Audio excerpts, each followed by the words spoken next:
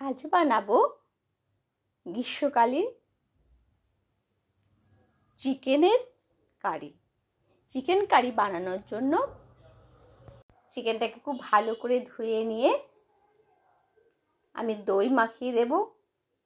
দইটা মাখালে কি হয়, চিকেনটা কিন্তু খুব তাড়াতাড়ি নরম হয়ে যায় আর খেতেও খুব সুস্বাদু হয়।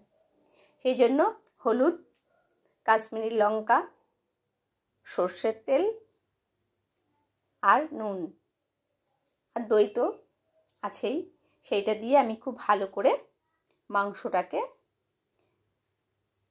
মেখে রেখে দেব ঢাকা দিয়ে আধ ঘন্টা। এবার কড়াইয়ে আমি তেল গরম করে ছোট ছোট আলু দিয়ে ঝোলটা বানাবো, সেই জন্য আলুগুলোকে 2 পিস করে নিয়ে আমি ভেজে তুলে নিলাম। ওই তেলেই আমি দিয়ে দিচ্ছি পেঁয়াজ। পেঁয়াজগুলোকে আমি চৌকো চৌকো করে এইভাবে কেটে নিয়েছি। অল্প নুন দিয়ে পেঁয়াজগুলোকে আমি লাল লাল করে ভেজে নেব। নুনটা দিলে কি হবে, পেঁয়াজটা তাড়াতাড়ি নরম হয়ে যাবে।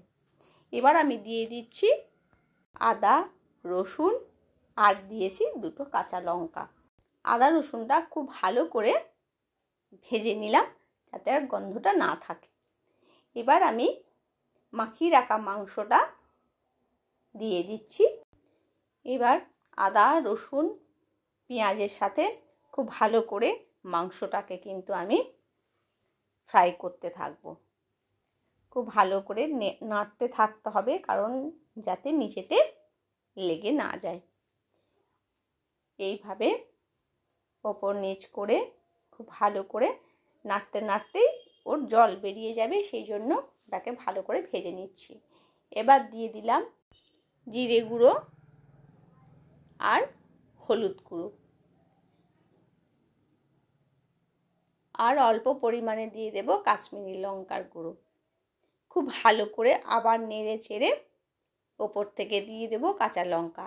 কাঁচা লঙ্কা বেটে দিয়েছি, যদি বেশি ঝাল হয় সেই জন্য গোটা লঙ্কা দিয়ে দিলাম, কারণ যার বাড়িতে যেমন ঝাল খায় সেই হিসাবে দিলেই হবে।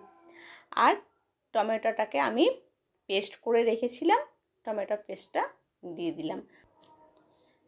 তারপরে ভালো করে এটাকে এবার টমেটোটাকেও ভাজতে হবে আর মশলাটাও মাংসের মধ্যে নাড়লেই ঢুকে যাবে।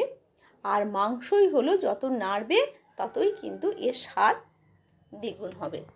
খুব ভালো করে নাড়তে থাকতে হবে মশলাটার সাথে, আর ঢাকা দিয়ে দিয়ে এটাকে আমি নাড়ব। এটা মোটামুটি জলটা কিন্তু শুকিয়ে যায়নি, জল একটু বেরিয়েছে, এই জলেই এইটা সেদ্ধ হয়ে যাবে। আমি আবার ঢাকা দিয়ে দিলাম ওপর থেকে। তারপরে 2 মিনিট পরে যখন, কারণ ওটাকে বারবার না খুললে পরে মশলাটা নিচেতে বসে যাবে। এবার নুনটা দেখতে হবে আমার কতটা নুন হয়েছে, কারণ নুন দিয়ে আমি মেখে রেখেছিলাম, পেঁয়াজে একটু নুন দিয়েছিলাম, সেই জন্য অল্প পরিমাণে আমি নুন দিয়ে দিলাম। আর ওপর থেকে আমি ধনেপাতা দিয়ে দিলাম আর একটু গরম মশলা। ব্যাস, চিকেন আমার রেডি। চিকেন কষা আমার হয়ে গেছে। আর একটু ভালো করে নেড়ে নিয়ে এবার আমি গ্যাসটা বন্ধ করে দিয়ে আমি নামিয়ে নেব। তো আমার হয়ে গেছে চিকেন কষা। কালারটাও খুব সুন্দর এসছে আর খেতেও খুব টেস্টি হয়েছে। এইভাবে গরম ভাতে চিকেনের ঝোল দিয়ে খেতে খুবই ভালো লাগে খেতে। আর মশলাটা খুবই কম দিয়েছি।